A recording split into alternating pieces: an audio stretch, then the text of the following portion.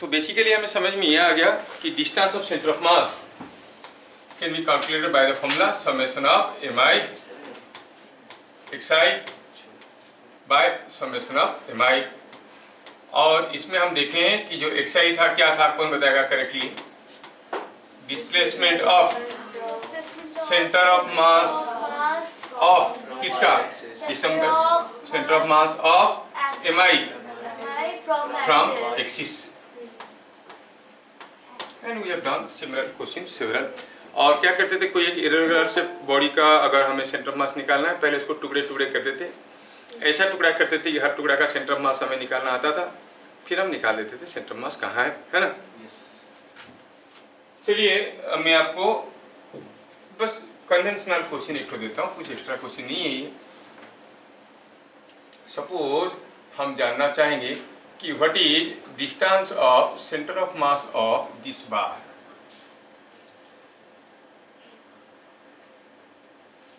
ये एक यूनिफॉर्म बार है जिसको हमने ऐसे बनाया है,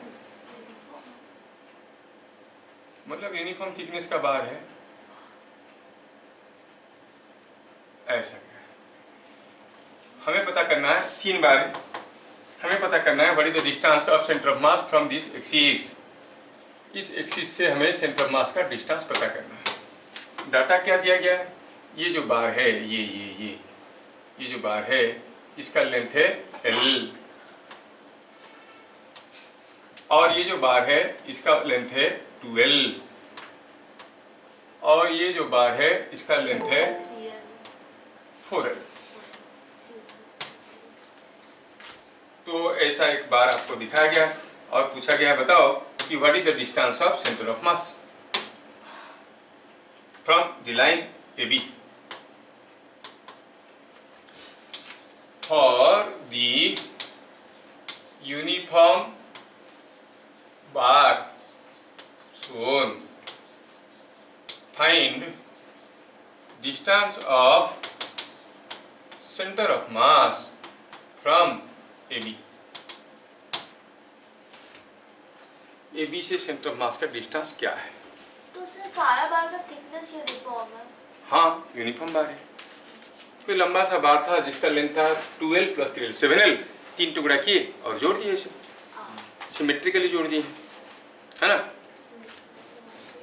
तो हमें पता ये करना है कि where is the centre of mass.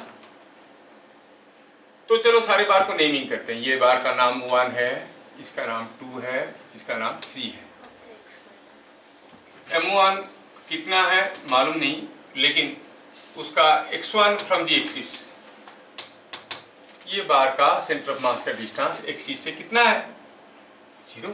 The axis is passing through that point, है कि नहीं। M2 कितना है मालूम नहीं है, लेकिन उसका distance of centre of mass 2L। M2 ये है, M2 ये है। हमारा X2 क्या था, XI क्या था? Displacement of centre of mass of MI from axis, centre of mass L। Very good. M3 क्या है? M3 क्या है मालूम नहीं है, उसका भी डिस्टेंस ऑफ सेंटर ऑफ मास यहाँ है। कितना डिस्टेंस हुआ? अरे लड़की 2L। ये है M3, इसका सेंटर ऑफ मास का डिस्टेंस यहाँ से। अगली बार करेगा तो इसे मुंह में मार देगा। सर मुंह खराब हो जाएगा। नहीं, वो तो चल जाएगा मेडिसिन से, मेरा पेन खराब हो जाएगा। तो अब M1 कितना है मालूम नहीं से M1 को M मान लेते हैं, यूनिफॉर्म बार है। M2 कितना होगा? M होगा, डबल है भाई, 2M। हाँ, और M3 4M। यस। अब डिस्टेंस ऑफ सेंटर ऑफ मास पता कर सकते हैं क्या?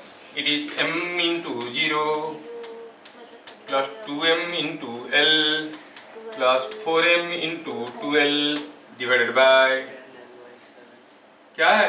सारा M को जोड़ेंगे, M plus 2M plus 4M। कितना हो गया देखो तो? 10L/7। ये हो गया 10L/7, 10L/7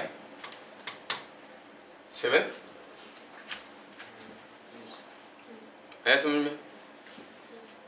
तो ऐसा कोई टिपिकल केस देने से आप लोग कर सकते हो। पहले इसको टुकड़े टुकड़े करो, हर टुकड़ा का सेंटर मास पता करो। Now I want to give you some extra technique also, the concept of negative mass. Mass कभी नेगेटिव नहीं होता है, फिर भी कोशिश करते हैं।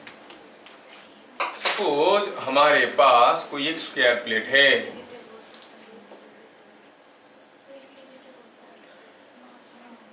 ऐसा कोई एक स्क्वायर प्लेट है और दिया क्या है कि इसका साइड लेंथ L है। एक स्क्वायर प्लेट है और दिया है कि ये है y एक्सिस और ये है x एक्सिस,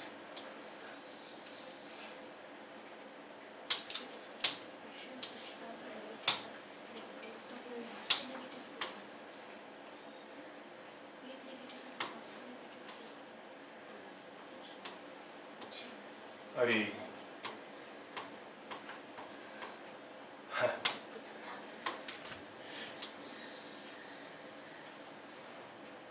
यस, समझ में? ये कोई एक स्क्वायर प्लेट है जिसका साइड लेंथ दिया गया है।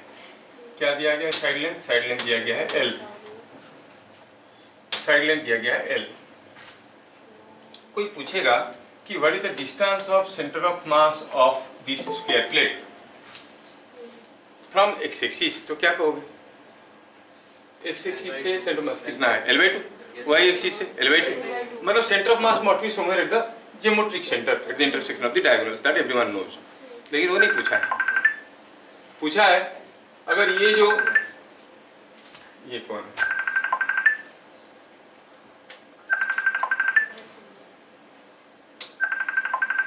ऐसा क्यों होता है? मेरा मोबाइल में कॉल आ रहा है। Anyway,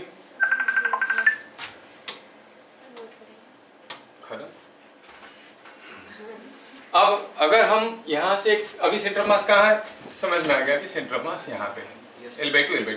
अगर इसमें से एक टुकड़ा निकाल लेंगे तो सेंटर मास वहीं पे रहेगा क्या?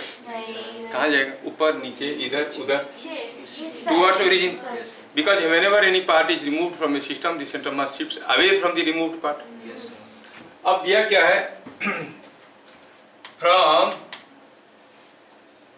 a square plate of side L, another section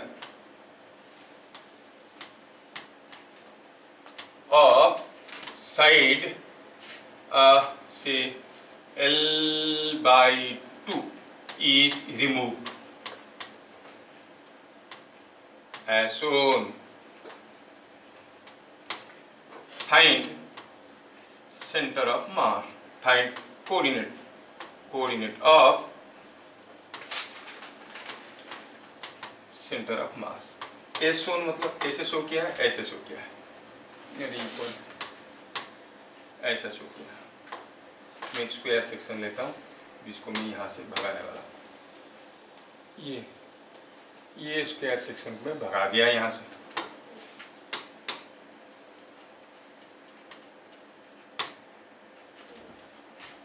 हो गया, ये सेक्शन को भगा दिया गया। बाकी पार्ट का सेंटर ऑफ मास कहाँ होगा? Now this is the part left. ये जो पार्ट बच गया उसका सेंटर मास का कोऑर्डिनेट क्या होगा? आप लोगों को तो आता है। क्या करना होता है? 2 टुकड़ा करना होता है, करके निकाल दो, काम निकल जाएगा। First you get the answer by your own method. जो आपका ओरिजिनल मेथड है उसमें से आंसर निकालो। मैं आपको नया मेथड बताने वाला हूँ। सर जब एक मेथड में आता है दूसरा क्यों सीखेंगे? अरे दूसरा मेथड ऐसा है कि कभी कभार टिपिकल केसेस में आपका वाला मेथड काम नहीं करेगा, मेरा मेथड काम करेगा, इसीलिए दूसरा मेथड भी सीखना है। पहला मेथड तो कर लो। क्या करना है? Break it into 2 parts. आप में से कुछ लोग ये वाले को एक टुकड़ा ले लो, ये वाले को एक टुकड़ा ले लो, कुछ लोग ये वाले को एक टुकड़ा ले लो, ये वाले को एक ले लो, कोई 3 टुकड़ा ले लो। सबका आंसर बराबर आना चाहिए, है ना? तो पहले बताओ कि इसमें x कोऑर्डिनेट का वैल्यू ज्यादा होगा कि y कोऑर्डिनेट का वैल्यू ज्यादा होगा? इक्वल रहेगा। सिमेट्रिकल लाइन है ना ये वाला, तो इक्वल रहेगा। x कोऑर्डिनेट y कोऑर्डिनेट दोनों बराबर रहेंगे, एक निकालो दूसरा निकल जाएगा। नहीं तो 2 मेथड में करते हैं। फर्स्ट मेथड में मैं क्या किया, इसको यहां से भगाया,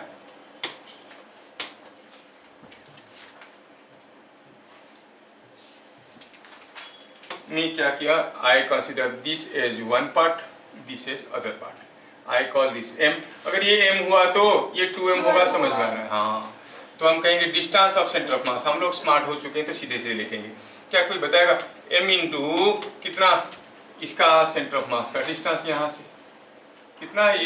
ये है ये L/2 का आधा, क्योंकि ये L/2 है और ये L/2 है ना, तो प्लस 2m इंटू ये कितना है, L/2, बढ़िया बढ़िया। तो divided by m plus 2m, कितना आ गया ये, it is coming m into L/4, m into L is 5m by 5L/8। mm cancel हो गया ऊपर नीचे, mm कैंसिल हो गया ऊपर नीचे, 5L/8 आया क्या, and that is same as the y coordinate. ये हम लोग जानते थे, कोई नया चीज नहीं बताया, प्रीवियस क्लास में हम लोग ऐसा चीज किए हैं। 12 हुआ क्या, मुझे नहीं दिख रहा, 3 है तो 12 होगा, बोलना चाहिए कि 12 होगा। हाँ, तो 5L/12, ये सबको मालूम था, कोई नया चीज नहीं है कि नहीं। अब what is the other method? देखो, मैं यहाँ से जो सेक्शन निकाला वो स्क्वायर सेक्शन था, तो आपने कर लिया। अगर वो सर्कुलर सेक्शन होता तो फिर मुश्किल हो जाता कि नहीं हो जाता? नहीं, या फिर यहाँ पे नहीं, कहीं यहाँ पे कहीं छोटा सा होल होता तो फिर थोड़ा मुश्किल हो जाता कैलकुलेट करने में। In that case we go for the second method. हम कहेंगे ये जो पूरा का पूरा सिस्टम है, ये जो सिस्टम है इसको डालते हैं यहाँ पे,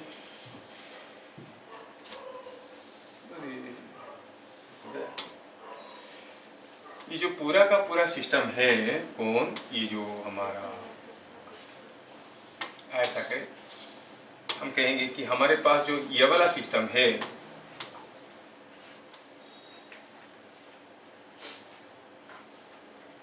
ये एक टुकड़ा काट के निकाल दिए ना, दिस इज सेम एज ये प्लस पूरा प्लस कुछ नेगेटिव मास नेगेटिव नहीं होता है, लेकिन hypothetically we are making it. ये वाला मास को माइनस कर दिया ना, ये वाला मास,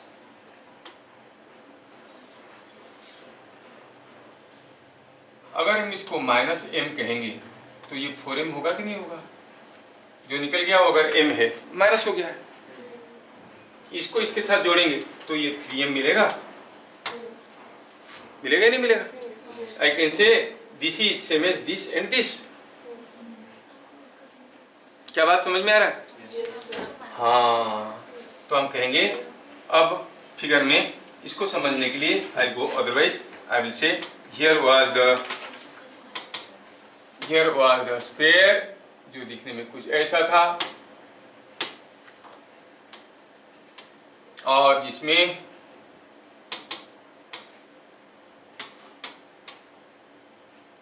ऐसा था प्लेट, इसमें से एक पार्ट निकल गया है, ये पार्ट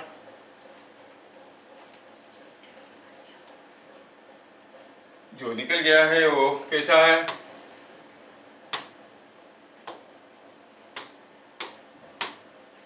ये पार्ट निकल गया है। हम कह सकते हैं कि ये जो सिस्टम हम देख रहे हैं, it is combination of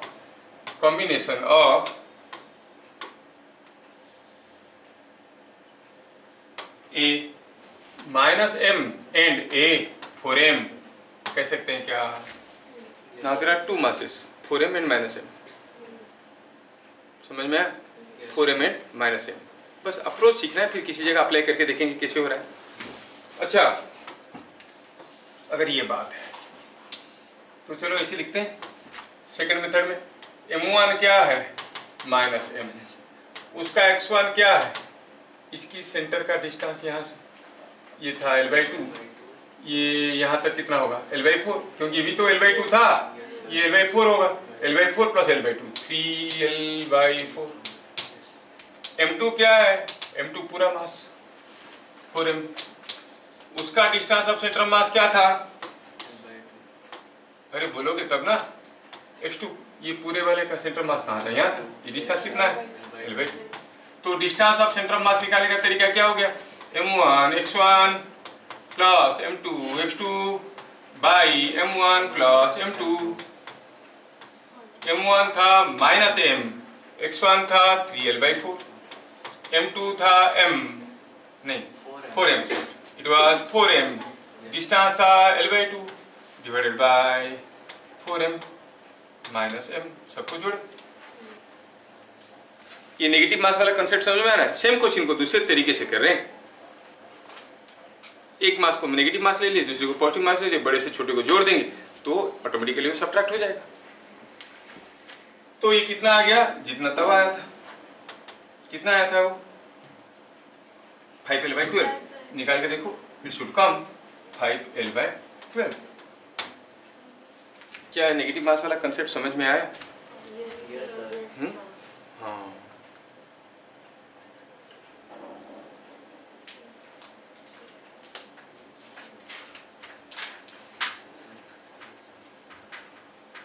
Is it understood? Yes sir. क्या आप इस क्वेश्चन को कर सकते हो? हमारे पास ऐसा एक कोऑर्डिनेट सिस्टम है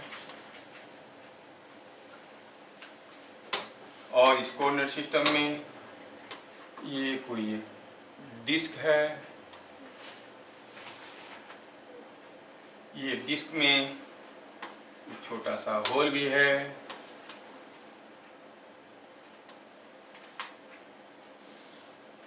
थोड़ा बड़ा ही कर देते हैं, थोड़ा और बड़ा कर देते हैं। यस,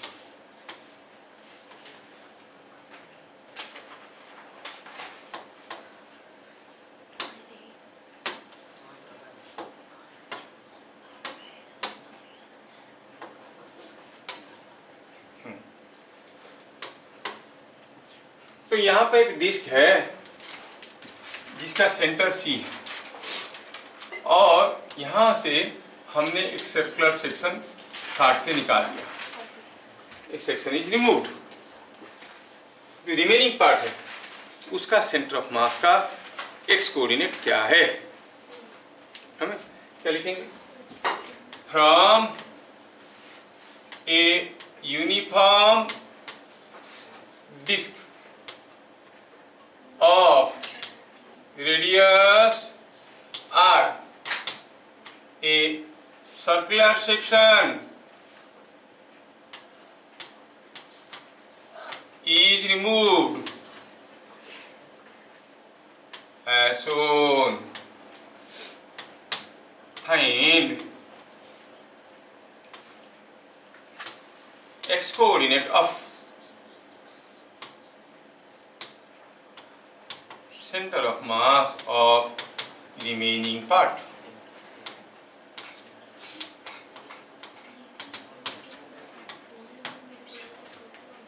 रिमेनिंग पार्ट का सेंटर ऑफ मास का x कोऑर्डिनेट चाहिए, मतलब डिस्टेंस फ्रॉम वही एक्सिस चाहिए। बड़ा वाला डिस्क का रेडियस c क्या? सेंटर। c सेंटर नहीं दिख रहा है क्या? दिख रहा है। c is the centre. c is the centre. चलो clear. Given C is center of disk, क्या बता सकते हो जो निकाल दिए हैं उसका रेडियस क्या है? अरे ये R है ना, तो ये R/2 हो जाएगा। जो निकाल दिए उसका रेडियस R/2 है। सर मेरे को ये जानना है कि कितना पार्ट निकाला गया। वही तो सोचना है। पर पूरा डिस्क का एरिया A है, आधा डिस्क का एरिया क्या होगा? A/2। पूरा डिस्क का मास m है तो आधा डिस्क का मास होगा m/2। ये जो निकल गया उसका एरिया कितना है? पाई r/2 का स्क्वायर, पाई r² by 4। जबकि बड़े वाले का एरिया कितना है? पाई r²। मतलब बड़ा वाला का मास अगर m है, जो निकल गया वो कितना है, m/4। तो क्या बात समझ में आ रहा है? टोटल मास 4 है और उसमें से m निकाला गया। हाँ, m क्यों निकालेंगे, हमको m नहीं चाहिए ना, डिस्टेंस ऑफ सेंटर मास चाहिए, m तो कट जाएगा। हाँ सर वही बोल रहा। तो कैसे करें हम, let mass of disc is m spread over area pi r square. Mass of removed part is spread over area, क्या एरिया, पाई r/2 का square, that is pi r²/4. So removed part is मास छोड़ दो, removed part is spread over area कितना, पाई r²/4.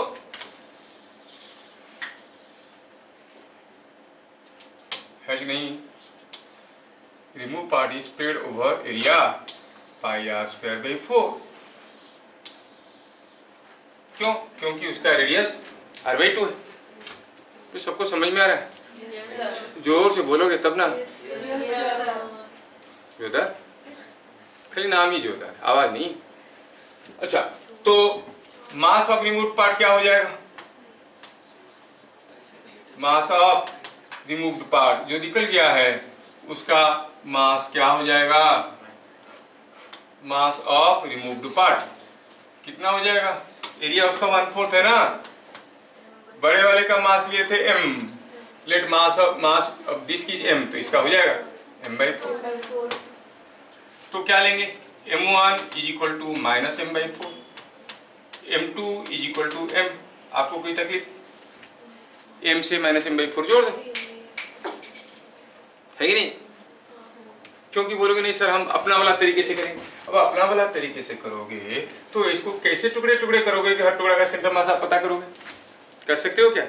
तब उसके याद था बोल के कर लिए थे 2 टुकड़ा करके। अब इसको कैसे टुकड़े टुकड़े करेंगे, ये कोना से ये देखो इधर उधर, is it possible on your part two do? You can not do it the conventional method, है कि नहीं? तो हमें अपना नेगेटिव मास वाला कंसेप्ट से करना है। क्या मेरा दूसरा मेथड का इंपोर्टेंस आपको समझ में आ रहा है? तो चलो करते हैं। तो m1 अगर हम कहेंगे m-m/4 है, m2 है m, x1 क्या है, distance of centre of mass of m1 from the axis. m1 कौन है, ये तो m1 है, ये m1 है, और पूरे क्या है, पूरा है m, m2 है। m1 का सेंटर मास कहाँ होगा, यहाँ पर होगा। यहाँ से डिस्टेंस कितना हो गया, ये r/2 और ये r मिलके 3r/2। समझ में आया क्या? x2 क्या होगा, m का सेंटर ऑफ मास का डिस्टेंस, m का सेंटर ऑफ मास, m तो पूरा वाला है, उसका सेंटर ऑफ मास का डिस्टेंस यहाँ से r है। क्या बात समझ में आ रहा है? Can you not now find out the distance of center of mass of the remaining part? Her class में कुछ कुछ नया सीखना है ना।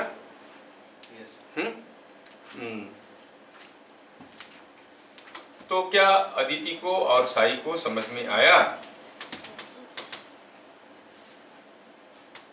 It is -m/4 into 3r/2 plus m into r whole divided by क्या हो जाएगा, m plus -m/4, m plus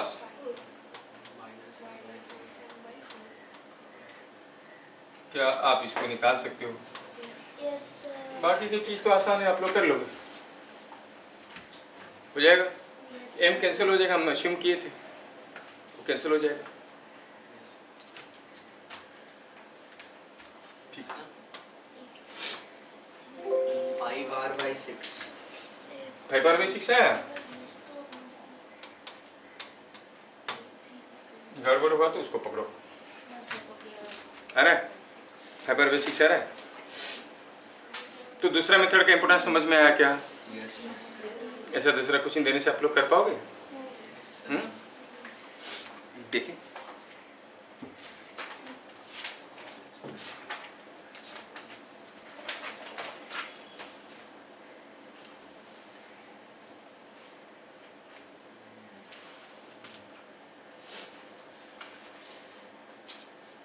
ये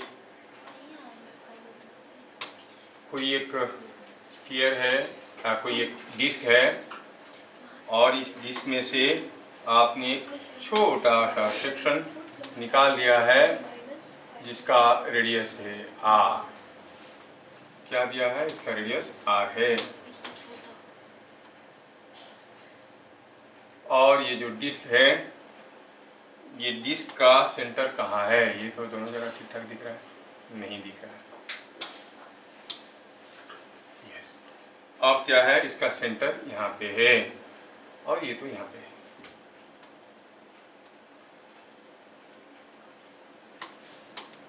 From a disk of radius 4r, a circular section of radius r is removed as shown। आप लोगों को answer बताना पड़ेगा। ये सेक्शन निकाल दिया गया है। From a disk of radius 4r, a circular section, radius कितना है? 4r। A circular section of radius r was removed as shown।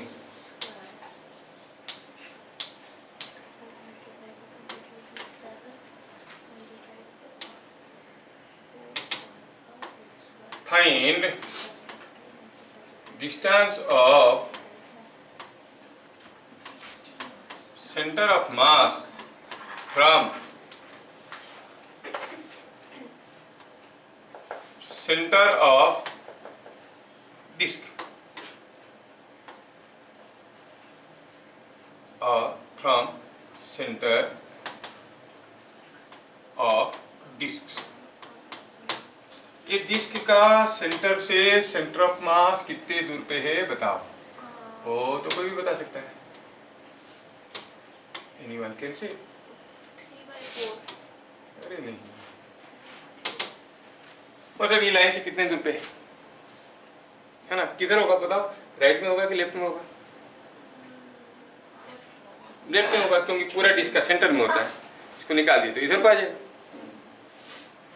Solution लिखिए। If mass of removed part is m, then mass of complete disk, पूरा disc का मास क्या होगा? Is. कौन बताएगा? जो निकल गया उसका मास m है, तो पूरा का कितना होगा? 16m। अरे इसका एरिया पाई आर स्क्वायर है, तो बड़े वाले का कितना है? पाई इंटू 4r का स्क्वायर। रेडियस 4r दिया है ना, 16 पाई आर स्क्वायर। तो पाई आर स्क्वायर में अगर m है तो 16 पाई आर स्क्वायर में 16m होगा। देखो इज 16m। ठीक है, तो चलो ऐसे करते हैं। m1 is equal to minus m, m2 is equal to 16m और x1 इज इक्वल टू क्या था? Distance of centre of mass of the removed part. ये यहाँ है, ये पूरा है 4r और ये r है, तो ये कितना हो गया? 3r। So it is coming out to be 3r। m2 है 16m, तो उसका x2 क्या है? कौन बताएगा? m2 जो है पूरा डिस्क, उसके लिए x2 क्या होगा? Distance of centre of mass of पूरा disc from this line. Zero. आप सोचना क्या है? जीरो ही है, क्योंकि सेंटर मास पे ही तो जा रहा है, तो इट इज जीरो। तो distance of centre of mass क्या हो जाएगा? Minus m into 3r plus 16m into 0 divided by 16m plus minus m is it coming out to be 3r, ये हो गया 5, 3/15 हो गया r/5 with minus sign, is it coming r/5 minus r/5. So where is the coordinate of center of mass of the remaining part? Opposite to the left of the center at the distance r/5. Center of mass of remaining part हाँ सही है। is at r/5 to the left of center. क्या बात समझ में आया? Yes, sir. बड़ा difficult लग रहा तो इजी क्वेश्चन में आ जाएंगे। सर डिफिकल्ट नहीं था। मतलब कुछ भी नहीं लग रहा, ना डिफिकल्ट ना इजी, ना सर नॉर्मल लग रहा है। Normal. ऐसे ही कुछ। ऐसे चीज समझ में आ रहा ना?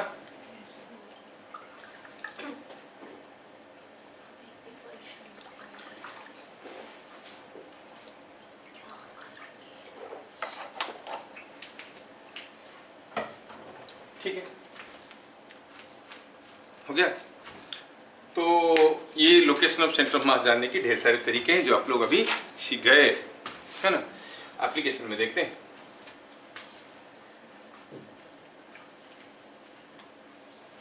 सपोज हम कहेंगे कि ये कोई एक टेबल है और इस टेबल पे क्या हुआ है, हमने रखा है एक स्लैब, ये ऐसे रखा है। फिर क्या किया मैंने, दूसरे स्लैब को इसके ऊपर रखा, slabs are kept like this। फिर क्या किया, तीसरे स्लैब को ऐसे रखा। सही में दिया क्या है, हर एक slab, each slab overhangs by a length a।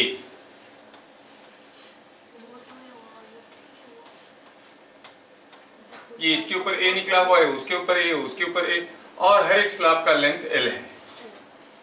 Length of each slab is l। क्या क्वेश्चन समझ में आया? Yes, sir. ऐसे रखते जाएंगे रखते जाएंगे रखते जाएंगे रखते जाएंगे तो इसे निकलते जाएगा ऐसे थोड़ा थोड़ा बाहर। 3 स्लैब रखा हुआ है। अगर a का वैल्यू काफी कम रखेंगे, a का वैल्यू काफी कम रखेंगे तो ठीक है रहेगा। a का वैल्यू ज्यादा रखेंगे तो क्या होगा, लुढ़क जाएगा। Yes, sir. What can be maximum value of a for equilibrium? Rest में रहने के लिए a का मैक्सिमम वैल्यू क्या हो सकता है? क्वेश्चन समझ में आया? Yes, sir. a को बहुत ज्यादा करेंगे तो सारा चीज लुढ़क जाएगा ही नहीं इधर। Yes, sir. a को कितना मैक्सिमम रख सकते हैं? क्वेश्चन क्या है? क्वेश्चन है each slab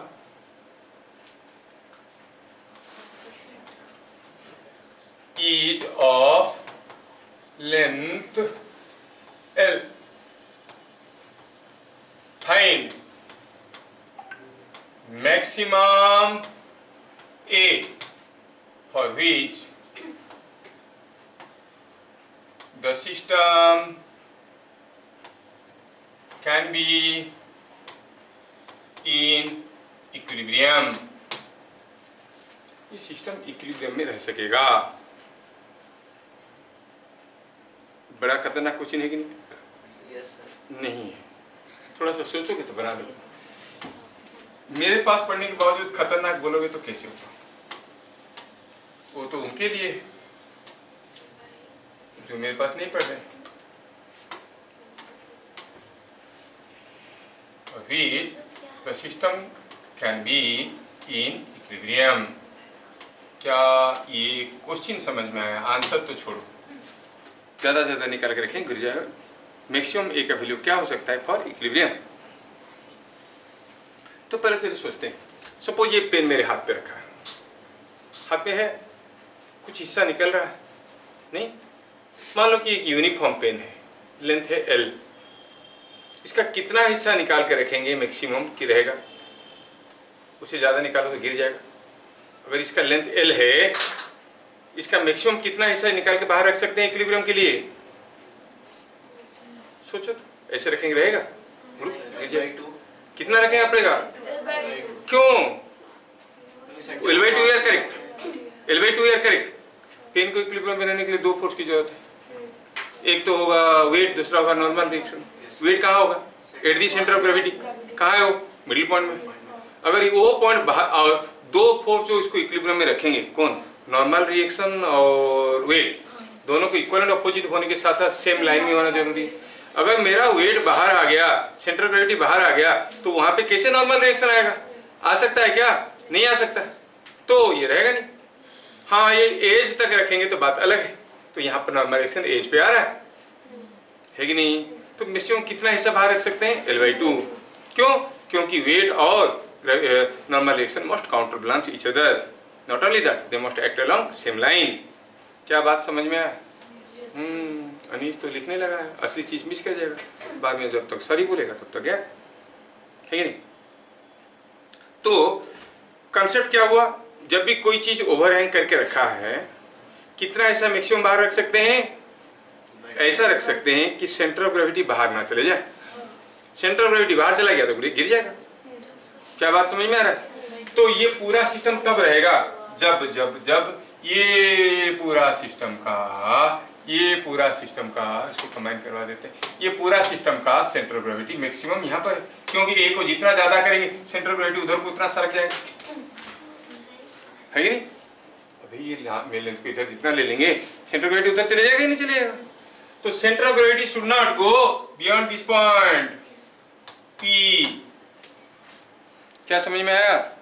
तो क्या लिखेंगे? For maximum A the center of mass reaches at P for equilibrium।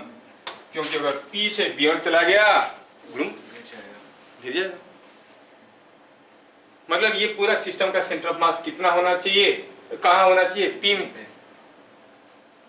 नहीं? So for maximum A with equilibrium, distance of center of mass from CD कौन है? CD एक डंडा खींच लो यहाँ पे, ये CD from CD should be distance of center of mass from CD should be how much? ये कितना है? पूरा लेंथ L है ना, A निकला हुआ है, तो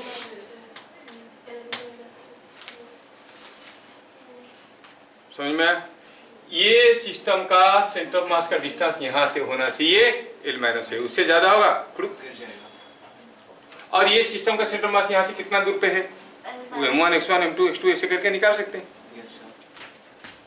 नाउ अगर हम कहेंगे कि ये सिस्टम का सेंटर ऑफ मास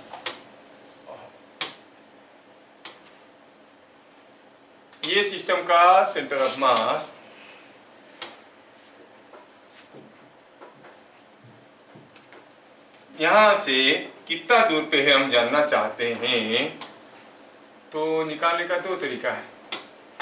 क्या है? एक को ले लो 1, ये 1 है, ये 2 है, ये 3 है, लिखना मत, देखना। चलो ये 1 है, ये 2 है, ये 3 है। M1 का वैल्यू M लेंगे तो इसका X1 क्या हो जाएगा? L/2। M2 का वैल्यू M लेंगे, उसका X2 का वैल्यू क्या हो जाएगा? L/2 प्लस A, क्योंकि सरक गया है ना, ये A सरक गया है, it is L/2 plus A। M3 का वैल्यू भी M लेंगे, उसका X3 क्या हो जाएगा? L/2 प्लस, फिर हम डिस्टेंस ऑफ सेंटर ऑफ मास निकाल सकते हैं। लेकिन ऐसे निकालेंगे तो लोग हमको बेवकूफ कहेंगे। क्यों सर? यही तो तरीका तो यही था। ठीक है, यू आर वेरी करेक्ट। अब चाहो तो यहाँ से डिस्टेंस ऑफ सेंटर ऑफ मास निकाल सकते हो, लेकिन सोचो तो ये जो सिस्टम है इसका सेंटर ऑफ मास कहाँ मिलेगा? Will it not be between these two lines, midway between, इन दोनों का बीचों बीच रहेगा। बीचों बीच मतलब कुछ यहाँ पे रहेगा, है कि नहीं? थोड़ा इधर को, ओहो, बीच में रहेगा कि नहीं रहेगा ये? तो ये पूरा डिस्टेंस कितना था? L+2A। ये कितना होगा? L/2 plus A, it is L/2 plus A। होगा कि नहीं होगा? Yes, sir. तो ऐसे निकालने की क्या जरूरत था?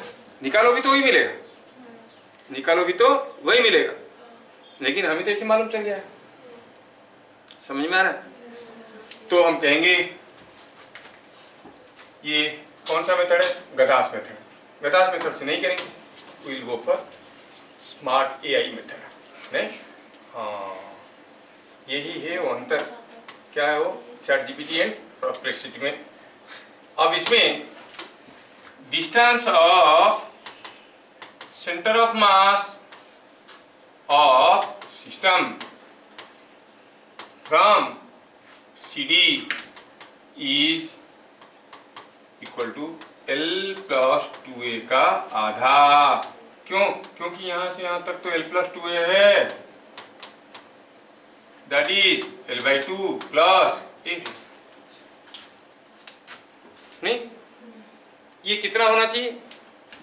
कितना होना चाहिए? ये होना चाहिए L-A। ये अगर L-A से ज्यादा हो गया तो बढ़ जाएगा, तो this must be equal to L-A। ठीक है, तो क्या लिखेंगे? फॉर इक्विलिब्रियम L+2A/2 ओ लिखे थे, L/2 plus A must be equal to L-A, और A का वैल्यू कितना आया? A को इधर ले आओ, 2A इधर गया, L/2 it is L/4। Yes. A का वैल्यू L/4 से ज्यादा होगा तो गिर जाएगा।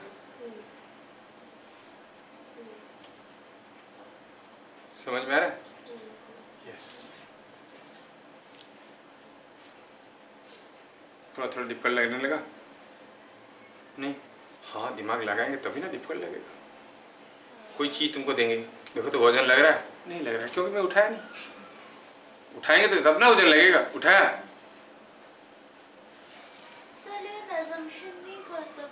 क्योंकि A पार्ट बाहर था और टोटल पार्ट 3A बाहर था, तो हम assumption कर सकते हैं कि A पार्ट हम लोग एक तो छोड़ दिए पहले, तो उससे तो टोटल निकल जा रहा है। क्या निकल जा रहा है? निकल जा रहा है बाहर का। बार का लेंथ थोड़ी पूछा है। L equals to 4A। L is equal to 4A क्यों? L is equal to 4A क्यों? सर क्योंकि हम लोग का A पार्ट निकल रहा है बाहर से। हम लोग का नहीं निकल रहा है, बार का निकल रहा है। हाँ बोलो। हाँ बोलो आगे। सर हम लोग एक पार्ट निकल रहा है, A हम लोग का निकल रहा है बाहर से, तो सबका A निकल रहा है सारे बार्स का, तो टोटल बाहर 3A हुआ। हम लोग assumption करके मान सकते हैं कि जो पार्ट था पहले तो वो A था, तो टोटल लेंथ हो गया बाहर का 4A। तो मतलब ये assume कर लो कि ये A था। नहीं 4A। इसको 4A मान लोगे? तो 4A 4A क्यों मान लोगे? सर क्योंकि वो वो आंसर सही नहीं आ रहा। हाँ, मान लेने से क्यों नहीं आंसर आएगा? मान लोगे तो आंसर देखने के बाद तो हो ही जाएगा। क्या समझ में आया? दूसरा क्वेश्चन देता हूँ।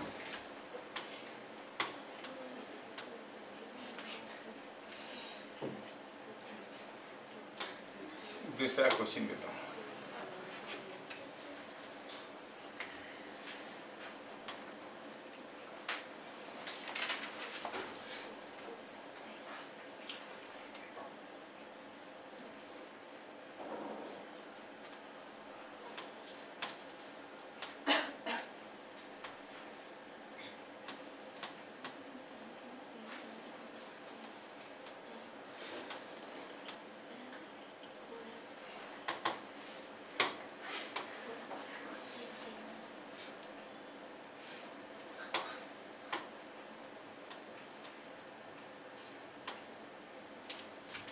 ये कोई एक बार है AB जिसके ऊपर 2 मास रखा गया है M and 4M। ठीक है? Yes. तो कहाँ पर हम एक सपोर्ट देंगे कि ये सिस्टम रेस्ट में रहेगा? अगर यहाँ पर देंगे तो रहेगा, ये गिर जाएगा। इधर देंगे तो गिर जाएगा, बीच में देंगे तो नहीं रहेगा। कितना दूर पे देना चाहिए कि ये रेस्ट में रहेगा? Given bar AB is massless, find x for which the system can be in equilibrium. System equilibrium में रहेगा। कहाँ पे देना पड़ेगा? m के पास, 4m के पास, बीच मिड पॉइंट में, मिड पॉइंट का लेफ्ट, मिड पॉइंट का राइट। हाँ, तो x का वैल्यू क्या आना चाहिए? Should be less than l/2, more than l/2 और l/2 कितना निकालना पड़ेगा ना, कितना है? बड़ी तो वैल्यू अब l कहाँ पर होना चाहिए? जहाँ पर सेंटर ऑफ मास है वहीं पे दे देंगे तो बन जाएगा। एज अंडरस्टूड,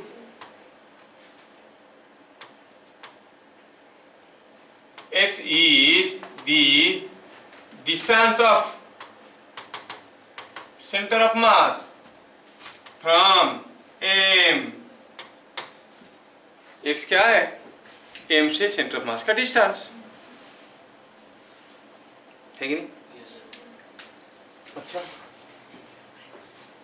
अब इसमें हम देखेंगे कि m से सेंटर ऑफ मास का डिस्टेंस कितना है। ये था m, यहाँ से सेंटर ऑफ मास का डिस्टेंस, तो हम कहेंगे x इज m इंटू 0 क्योंकि ऑन द लाइन है, plus 4m into l by m plus 4m। क्या गया आंसर? 4l/5।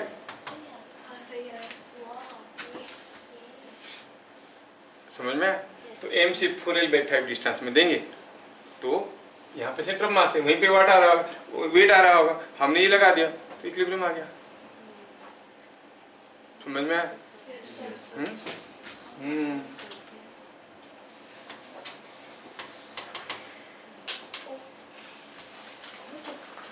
अब ये आसान था आप लोगों के लिए सोचना, थोड़ा और कॉम्प्लिकेटेड कर देते हैं।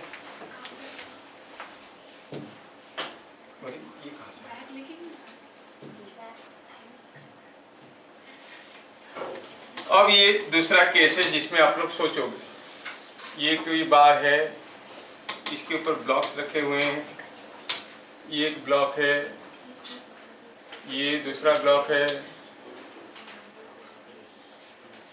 और ये तीसरा ब्लॉक ऐसे रखा गया है।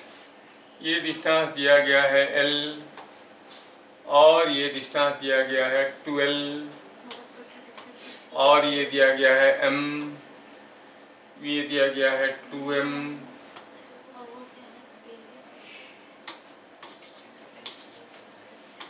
ये M है, ये 2M है, ये भी M है।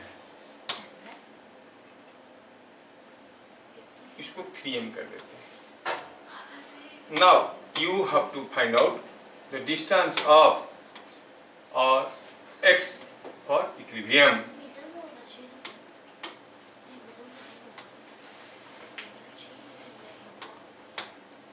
Similar question है, AB is find x for equilibrium। क्या क्वेश्चन समझ में आया? Yes, sir. बताओ तो ये सपोर्ट कहाँ होना चाहिए, m और 2m के बीच में कि 2m से इधर? 2m से उधर। उधर, हाँ, हल्का सा उधर। क्योंकि इधर 3m इधर 3m होगा तब। हाँ, सर। दूसरा चीज है कि ये पूरा डिस्टेंस कितना है? 3l, तो ये डिस्टेंस कितना होना चाहिए? 3l/2 या उससे ज्यादा या उससे कम? सर 3l/2 से कम होना चाहिए।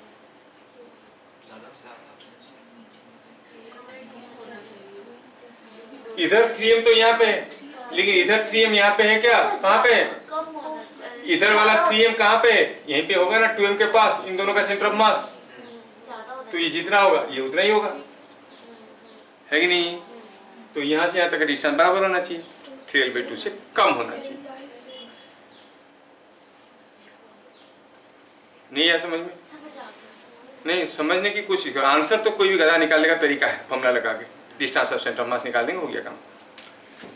इन दोनों का सेंटर ऑफ मास कहाँ है? 2m के पास, मान लो यहाँ पे, तो यहाँ पे कौन सा मास है? 3m। ये 3m, ये 3m, तो इन दोनों का बीचों बीच इसको रहना है। तो ये डिस्टेंस कितना है? 3l से कम है कि नहीं है? तो ये जो डिस्टेंस होगा 3l/2 से कम होगा। दिमाग आना जरूरी है, आंसर तो कोई भी निकाल देगा। तो it should be less than 3l/2।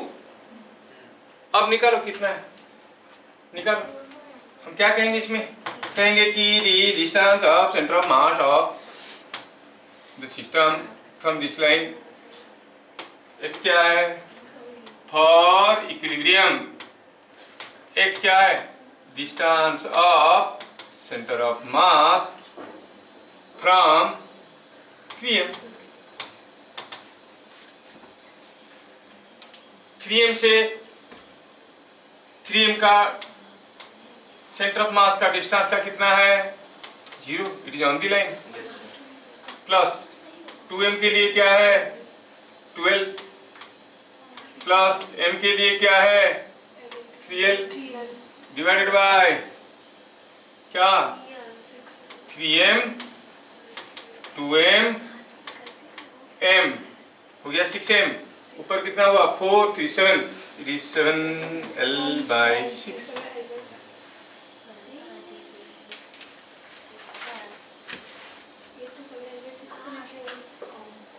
देखा?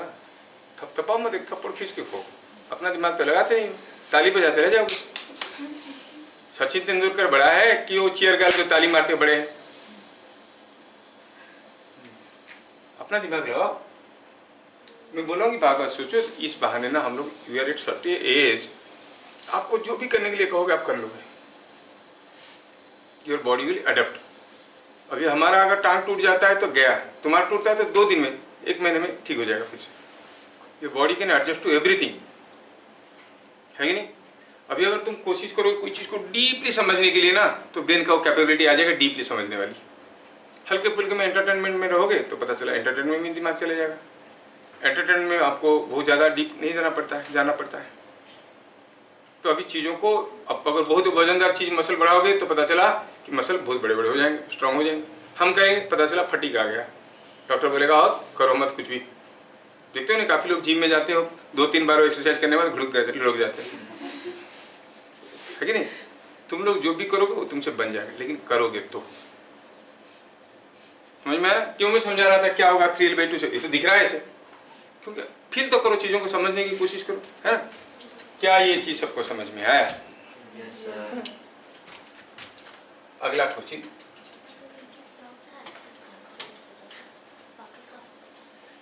क्या बोल रहा है? सर हम सोच रहे तो वो क्वेश्चन में एक्सेस का पूछे नहीं आपसे। हाँ, एक्सेस कहीं भी ले सकते हैं। अच्छा, क्वेश्चन, नेक्स्ट क्वेश्चन।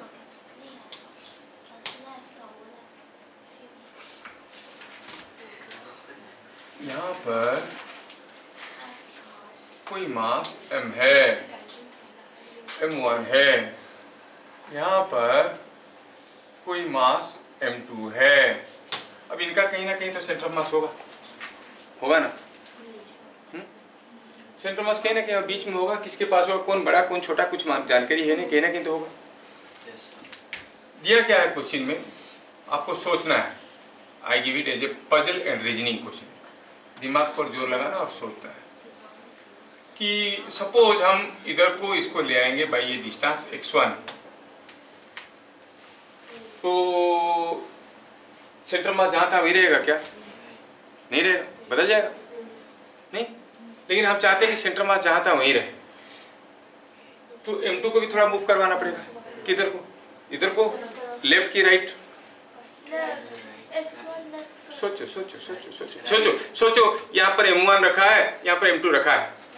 ये m1 ये m2, सेंटर मास यहाँ पे बैलेंस्ड है। m1 को इधर सरका दिया तो m2 इधर को आ जाएगा, तो दोनों का सेंटर मास भी सरक नहीं जाएगा। हमें चाहिए कि सेंटर मास जहाँ था वहीं रहे।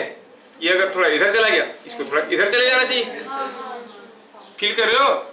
ये वो हम मैथमेटिकली फिजिकली भी देखेंगे, लेकिन पहले तो आपको इंट्यूशन तो आना चाहिए कि क्या हो रहा है। नहीं आया समझ में, इसलिए तो सोचो, तुम सोच सकते हो।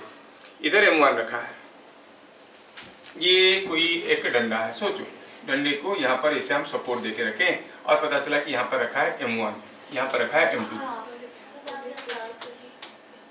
अगर इसको मैं थोड़ा सा इधर को सरका दूंगा तो इसको इधर ले आऊंगा तो रहेगा ये कि उधर लेना पड़ेगा? समझ में आ रहा है ना? यही है। अगर M1 को मैं इधर X1 ले आया और M2 को इधर X2 ले लिया तो पता चला सेंटर ऑफ मास जहां था वहीं रहा। हो सकता है? Yes, sir. What is the relationship between M1, M2, X1, X2? Question is understood? Yes, sir. Question समझ में आया? दिमाग लगाओ, सोचो, डीप सोचो पूरा। आपको 1 घंटा लगना चाहिए सोचने में इसको। हर तरीके से पॉसिबल तरीके से करो, तभी जाके मेरे स्टूडेंट बनोगे। हाँ, इन फिगर सुन,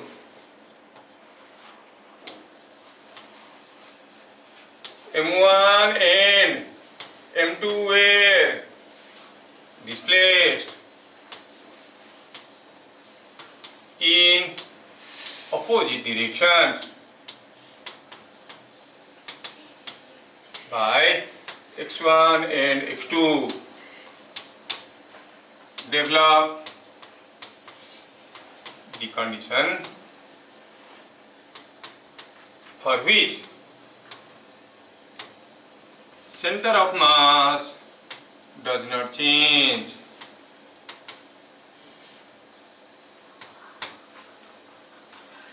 जहां था वहीं रहेगा।